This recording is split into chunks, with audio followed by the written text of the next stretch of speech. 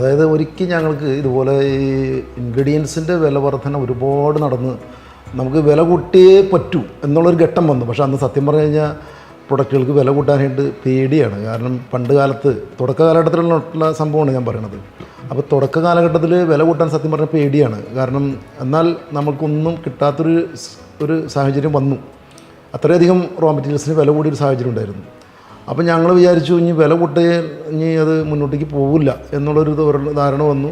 കുറച്ചൊക്കെ ഞങ്ങൾ കുറച്ച് സമയം ഉണ്ടായിരുന്നു. കുറച്ച് സമയത്ത് ആളുകൾ അന്ന് ഒരുപാട് കസ്റ്റമേഴ്സ് എന്ന് പറഞ്ഞാൽ ഞങ്ങളുടെ അന്നത്തെ കസ്റ്റമേഴ്സ് എന്ന് വെച്ചിട്ടുണ്ടെങ്കിൽ കുറേ ഞങ്ങൾ റീറ്റെയിൽ B2B ബിസിനസ് ചെയ്യുന്നുണ്ട്. ഞങ്ങൾ ബിസിനസ് ടു ബിസിനസ് ചെയ്യുന്നുണ്ട്.